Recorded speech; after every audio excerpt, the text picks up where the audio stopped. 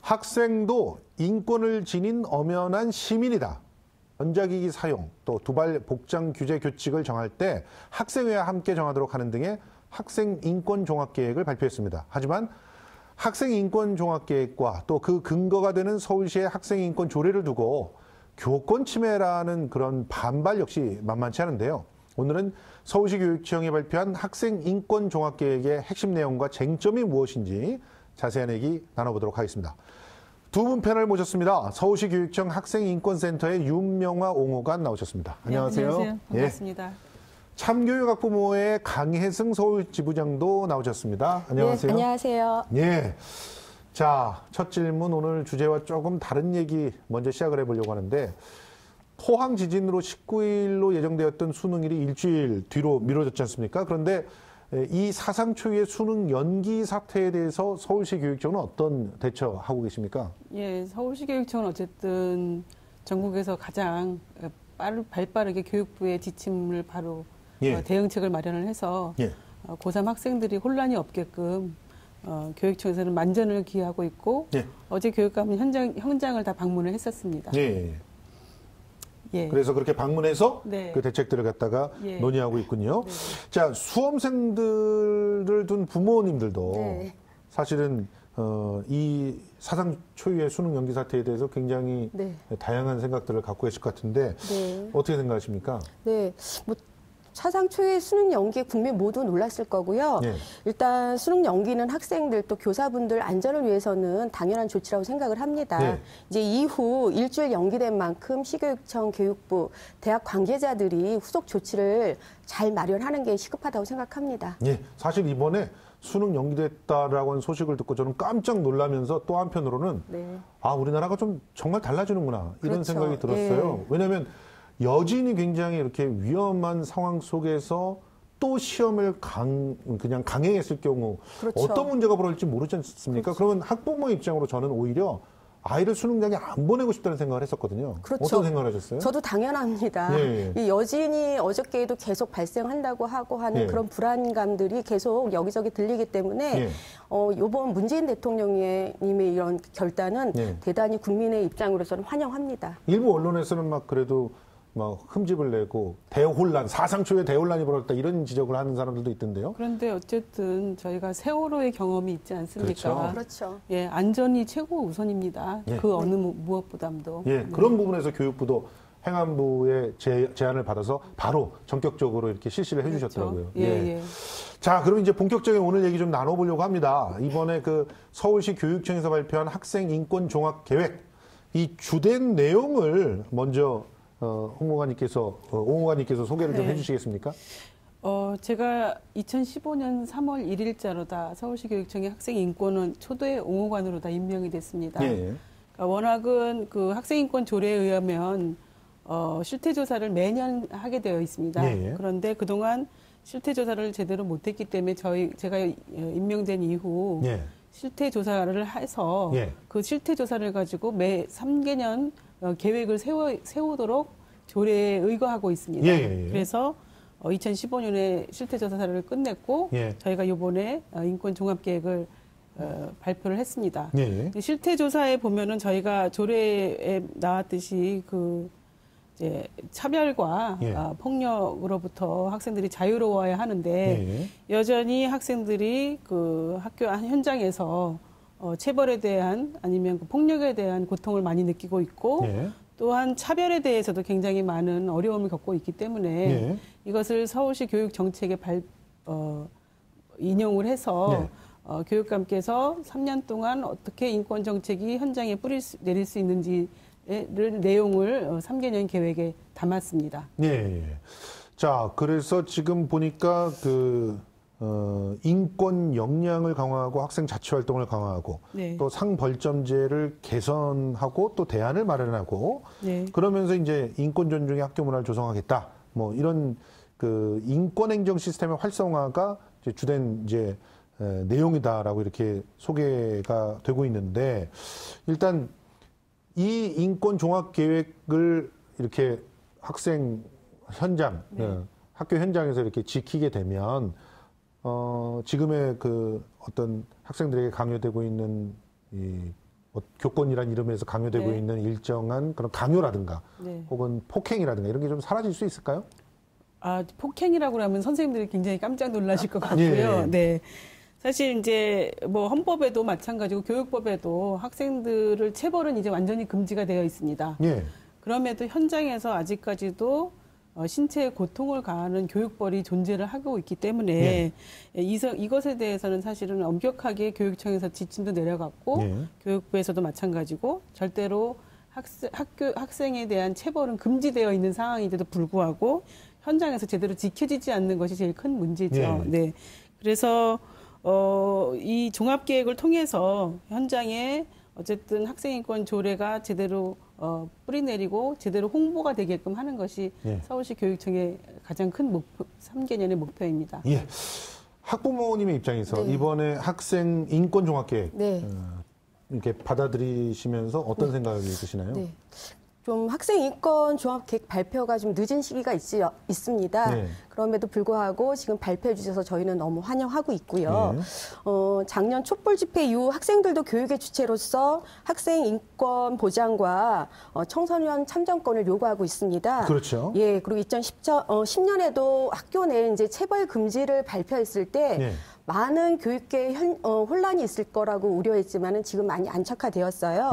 지금 4차 산업혁명과 무슨 미래의 혁신 교육 이렇게 얘기하는 시대에서는 이제는 교사 중심의 문화가 아닌 학생 중심의 문화로 학교가 좀 변화해야 된다고 생각합니다. 예. 자, 그럼에도 불구하고 세부적인 내용에서 쟁점들을 살펴보지 않을 수가 없습니다. 왜냐하면 학생들의 인권이 이렇게 신장되는 만큼 교권은 위축되고 있다. 뭐 지금 뭐 현장에서 선생님이 뭐 꾸짖으려고 하면은 뭐 휴대폰을 막 꺼내든다든가 뭐 또 특히나 여선생님들이 성희롱을 당한다거나 추행을 당하는 일들이 빈번하게 일어나고 있다고 얘기가 되고 있는데 일단 먼저 상벌점제 폐지에 대한 문제를 좀 살펴보려고 해요. 상벌점제가 체벌을 대신해서 아주 유효한 수단으로 지금 학교에서 활용해 온 게 사실인데 그런데 이 제도가 2010년에 들어왔는데 그 어떤 제도인지를 먼저 설명해 주시고요. 그 문제를 갖다 한번 논의를 해봤으면 좋겠어요. 어떤 제도입니까? 이제 사실 그 체벌을 금지하기 이제 정책을 발표를 하니까 학교 현장에서는 그럼 학생들을 지도할 수 있는 수단이 뭐냐라고 해서 그 당시에 이제 그린 마일리지라고 해가지고 상벌점 뭐 여러 가지를 좀 학교에서 규칙으로 정해서 상벌점제를 활용하기 시작한 거였죠. 근데 지금 저희가 종합계획을 발표하고 나서 학교 현장에서 굉장히 불만의 현장 교사들의 불만이 많이 있습니다. 예를 들면 상벌점제가 이미 안착이 돼서 80%의 학교가 상벌점제를 활용하고 있는데 지금 갑작스럽게 무슨 상벌점제 폐지냐라고 얘기를 하는데 상벌점제 저희가 폐지를 바로 논한 것은 아닙니다. 상벌점제가 사실은 현장에 잘 안착되기도 했지만 교사들도 이 상벌점제에 만족하지 못하고 있습니다. 그러니까 뭔가 손을 봐야 된다는 거는 다들 느끼고 있다는 거 아니에요? 하고 있죠. 그러니까 어떤 점들을 손 봐야 되는 거예요? 그러니까 지금 교사들은 이 상벌점제가 학생들을 계도하지 못한다, 지도하지 못한다. 그냥 정말 기계적으로 벌점을 주고 상점을 주는 상황이 돼서 아무런 효과가 없다라고. 왜 그렇게 된 거죠? 그러니까 이제 너무 매너리즘에 빠지게 된 거죠. 애들이 상벌점제가 해서 그걸 벌점을 준다 하더라도 그게 고쳐지지 않는 거죠. 어떤 방식들은. 일단 매너리즘 때문에 벌점이 효과가 낮아졌다라고 하는 점. 그렇고 또 상점이 그걸 가지고서 학생들은 상점을 줬으면 그게 나한테 어떻게 도움이 되냐 하는데 실질적으로 또 도움이 안 돼요? 도움이 크게 되지 않는다는 거죠. 그래서 교사들은 그거에 대해서 만족하지 못하고 있고 또 일부에서는 선생님들이 마음에 안 드는 애가 있으면 그냥 막 벌점을 주잖아요. 그렇죠. 그게 그러니까 이제 객관성이 없다라고 하는 부분도 굉장히 큰 불만을 갖고 있더라고요. 그게 이제 학생들이 제일 불만스러워하는 건데요. 이 벌점 제도로다 학생들을 이렇게 고쳐지는 것이 아니라 그게 오히려 학생들한테 굉장히 반발을 불러일으키는 예. 너무 주관적이고 선생님이 그때그때 다른 방식으로 다 벌점이 부과된다. 기분에 따라서 또는 예. 주관적인 방식으로 교사마다 다른 벌점을 준다 해서 맞아요. 상당히 많은 민원이 나오고 있죠. 예, 예. 그러면 이제 어떤 식으로 개선을 해보시겠다는 생각인지 네. 그 서울시 교육청의 어떤 보관들이 있습니까 지금? 지금 상벌점제를 상당히 활용을 잘 하고 있는 학교가 있습니다. 사례로다. 예를 들면 그 학생이 계속 문제를 일으켰을 때 그거를 벌점으로다가 학교에서 지도를 하는 방식이 아니고 학생들의 상담을 바로, 그러니까 벌점이 누적됐을 때 그 학생을 바로 상담을 교사가, 담임교사든지 아니면 학교의 모든 교사가 상담을 통해서 학생들을 지도하는 방식. 그다음에 상벌점제를 대신에 학교 규칙을 학교의 구성원들이 함께 만드는, 그래서 모두 잘 지켜지는 이런 학교들도 많습니다. 아하. 네. 그러니까 지금 현재 그 상벌점제를 완전히 없애자는 게 아니라 네. 이 상벌점제를 모두가 다 실질적인 효과가 나올 수 있도록 개선하자라고 하는 입장이 오 의원님께서는 있는 그렇죠. 것이군요. 예, 예. 그러니까 뭐 일각에서 얘기하고 있는 상벌점제 폐지하면은 우리는 어떻게 애들을 지도하라는 말이냐 이런 지적은 사실은 좀 곡해를 하고 있는 부분들이 좀 있는 상당히 것이죠. 좀 오해하고 계시는 부분이지 현장에서는요. 그런데 그 우리 학부모님의 입장에서는 상벌점제 솔직히 어떻게 생각하세요? 교사분들 입장에서는 학생 지도하는데 어려움은 저도 충분히 공감을 합니다.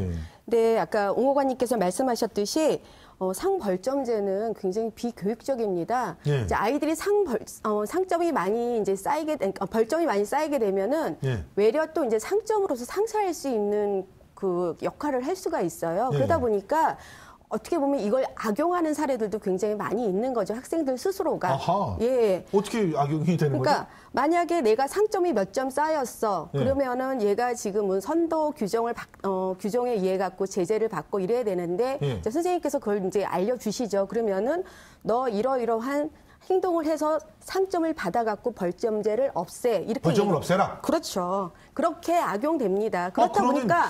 자, 이거는 진짜 뭔가 자기가 잘못했으면 그 잘못들을 반성하고 고쳐서 다시는 그런 잘못을 저지르지 않도록 해야 되는데 잘못했으면은 상점 몇 개 받아서까지 이런 식으로 얘기를 한다는 거잖아요. 그런 경우도 있기 때문에 이게 진짜 벌점으로서의 어떤 교육적 효과는 아까 없다고 지금 좀 말씀하셨잖아요. 교사분들도 그런 매너리즘에 지금 빠져 있는 거고 지금 저는 제가 지금 모 고등학교 학교 운영위원장으로 있으면서 작년에 3주체 생활협약을 했습니다. 아까 옹 의원님이 얘기했던 대안이라고 저는 생각한데요.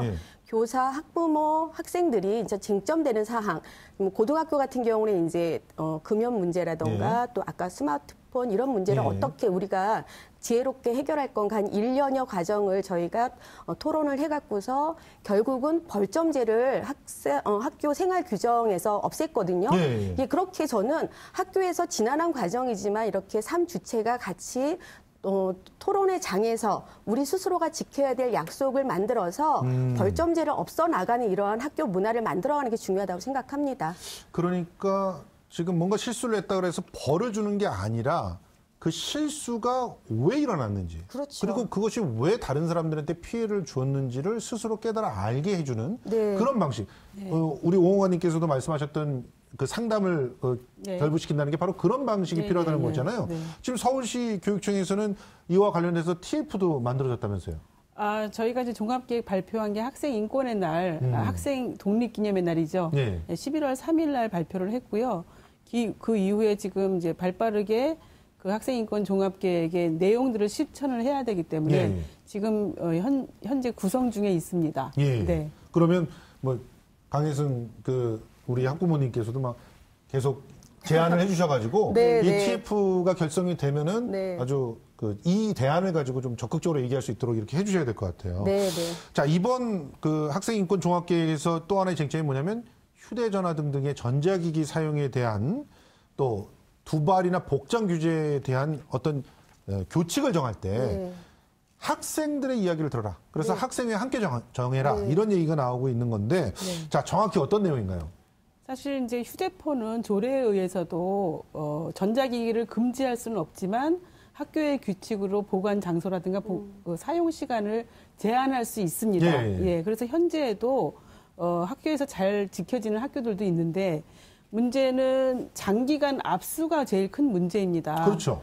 그러니까 벌점이라든가 아니면 뭐 학생들이 뭔가 그 학교에서 규칙을 안 지켰을 때 압수를 하고 있는데 저희가 교육부 지침과 국가인권위의 지침으로 내려온 것이 이제는 휴대폰이 단순히 뭐 소통의 문제뿐이 아니라 안전의 문제를 갖고 있기 때문에 그 안전과 생명의 문제다. 그래서 그렇죠. 장기간 압수는 하지 말아라. 이렇게 아니 이번에 재난 문자 같은 경우도요. 네. 휴대폰으로 바로 왔단 말이에요. 그래서 저 같은 경우도 서울에서 진동을 느끼기 전에 휴대폰으로 온 재난 문자를 보고 그러면서 그 건물을 갖다가 내려올 수가 있었거든요. 네네. 그런데 이 휴대폰을 아이들한테 뺏어버린다라고 하면 재난 문자로부터 차단시키는 그런 결과가 되기 때문에 네. 오히려 학생들의 안전을 위협할 수가 있지 않습니까? 이제 지금 학교 현장에서 선생님들이 말씀하시는 거는 휴대폰을 풀으니까 아예 수업이 진행이 되질 못한다라고 얘기를 하고 있습니다. 왜냐하면 아이들이 수업 시간에 켜놓고 있는 아이들도 있다라고 얘기하는데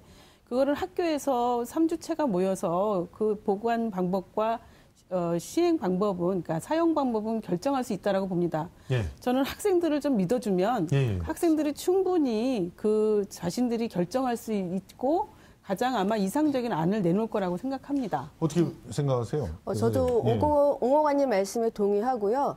저희 학교 같은 경우도 그 3주체 생활협약을 거쳐서 스마트폰 사용을 어떻게 할 것인가. 그러니까 수업 시간에는 그러면은 우리가 사용하지 않는다. 최소한 만약에 사용한다 하더라도 소음을 진동을 해놓다던가 이런 식의 수업에 방해되지 않는다던가 이런 식의 학생들 스스로가 학생회에서 만들어낸 안을 가지고서 전체 1, 2, 3학년 반을 돌아다니면서 그 의견을 수렴했거든요. 그 과정에서 저희가 이제 학부모도 동의하고 교사도 동의하면서 3주체 생활 협약 속에서 저희가 서로의 약속을 담아가는 거 이런 과정들이 저는 지금 무엇보다 필요하다 생각하거든요. 일단 어떻게 지금 하고 계십니까? 수업 들어갈 때? 수업 들어갈 때는 일단은 뺏지는 않습니다. 저희는 아까 얘기했듯이 전부 무음이나 진동으로 해놓고 그렇죠. 그리고 정말 근데 이제 얘가 걸렸을 경우에는 이제 어느 정도의 이제 경고 사항을 주고 아닐 경우에는 이제 그거를 뭐 회수한다던가 이런 방법으로. 근데 이거 좀 장기간 저희가 회수를 못 하는 거죠. 아니 실제로 제가 그 알고 있는 학원 같은 경우는 아이들이 다 약속을 해가지고 학원의 교실에 들어가기 전에 장소가 딱 있어요. 자기네들이 딱 끄고 거기다 딱 꽂아놔요. 그리고 가서 수업 딱 듣고 나와서 바로 그것도 확인하고 그러더라고요. 그래서 학원에서도 이렇게 잘 지켜지는데 학교에서는 왜 그게 이렇게 문제가 될까? 그러면서 이제 서로 얘기했던 적이 있는데 그게 바로 학생들에게 귀를 기울였을 때 스스로 그런 방법을 찾아낼 때 그럴 때 이제 문제가 그런데 그 프랑스 교육부 또 일본의 뭐 그 영국의 이런 교육부에서는 휴대전화 금지해야 된다는 걸 논의를 하고 있는데 왜 우리만 거꾸로 가냐 이런 식으로 얘기하는 데들도 있어요. 네, 프랑스 같은 경우에는 이전부터 사실은 이런 아주 새로운 기기에 대해서 학교에서 미리 교육하는 거에 대한 거부감이 상당히 있습니다. 이전에 교육 현장이 또 프랑스는 보수적이군요. 컴퓨터 교육도 너무 일찍 시키는 것은 아이들한테 유용하지 않다라고 그래서 초등학교 저학년에서는 컴퓨터 교육을 아예 시키지 않고 있습니다. 현재도. 그래서 우리하고 좀 입장이 다르고요. 또 일본 같은 경우에도 휴대폰에 대해서는 사실은 압수라는 건 없다고 합니다. 그렇지만 이제 학교의 학생들한테 존중을 해서 학생들이 스스로 결정할 수 있게끔. 우리는 이제 너무나 일방적인 압수가 많아서 지금 학생들 민원이 제일 많은데 일본에서는 학생들의 의견을 존중해서 압수는 하지 않는다고 합니다. 그러면 뭐 이분들은 일본에 안 가보시고 얘기를 갖다 이렇게 하시는 게 아닌가 생각이 드는데 자, 뭐 그 외국에서 이렇게 심각하게 문제가 되는 건 사실이거든요. 그래서 논의가 있는 것도 사실이고 그러니까 결과적으로는 이에 대한 어떤 합리적인 대책들을 스스로 만들게 하는 그런 방식이 고민돼야 된다는 그런 말씀이시죠? 저도 그렇습니다. 그런데 교권에 대해서는 우리가 얘기를 해봐야 될 것 같아요. 근데 교권이 침해가 되고 있다라고 하는 그런 상황들에 대해서는 학부모님의 입장에서는 어떻게 생각하세요? 글쎄 일부 뭐 언론을 통해서 교권 뭐 침해 사례들이 종종 보도되곤 하는데. 여전히 그럼 저는 교권과 인권이 왜 자꾸 이렇게 양립해야 되는 개념인가 하는 지금 제가 잘 이해를 못 하겠어요. 인권이라는 거는 인간으로서 가져야 될 가장 기본적인 권리인 거잖아요. 근데 학교 입장에서는 봤을 때는 저는 학생은 약자입니다. 네. 교사는 교권이라는 게 교사로서의 가르칠 권리를 얘기를 하시는 건지 어떤 권리를 분명하게 얘기를 하시면서 학생의 인권과 대립된다고 얘기하는지에 대한 것들이 학부모가 동의할 수 없는 지점들이 좀 굉장히 많이 있습니다. 맞습니다. 아주 중요한 지적을 하신 것 같아요. 그러니까 교사의 인권이다라고 하면은 그거를 이해를 하겠는데 교권이라고 하는 게 특화돼가지고 네.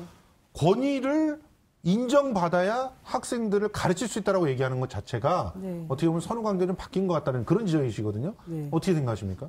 네, 뭐 저희 센터에 이제 여러 가지 사항들이 접수가 되긴 하지만 저희도 교권 문제를 사실은 중요하게 생각을 합니다. 네. 교육청에서도.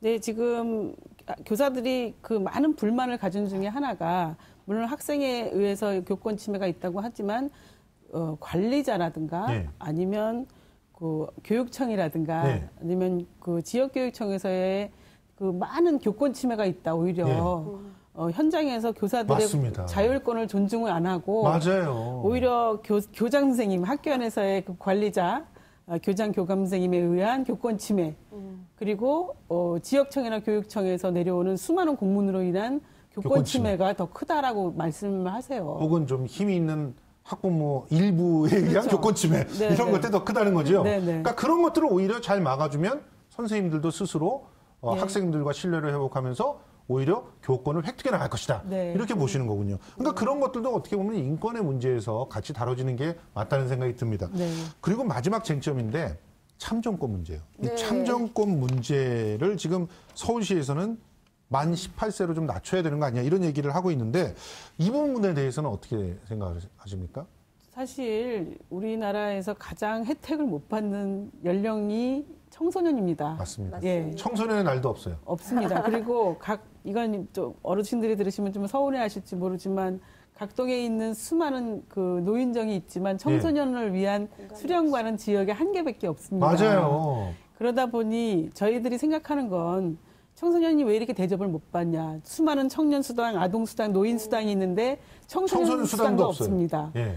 그게 저희 생각은 그것은 바로 학생들한테 정치적인 그 목소리를 낼 수 있는 기회가 단절되어 있다고 생각을 하기 때문입니다. 아, 그렇네요, 사실은. 네. 그래서 청소년한테 만약에 선거권이 주어진다면 지금처럼 이렇게 정치인들이 청소년 문제에 이렇게 무관심할 수 있을까? 네, 그래서 청소년한테 반드시 참정권을 줘야 되고 또 특히 교육감 같은 경우에는 학생들의 자기네들의 문제를 다루는 사람이잖아요. 그렇죠.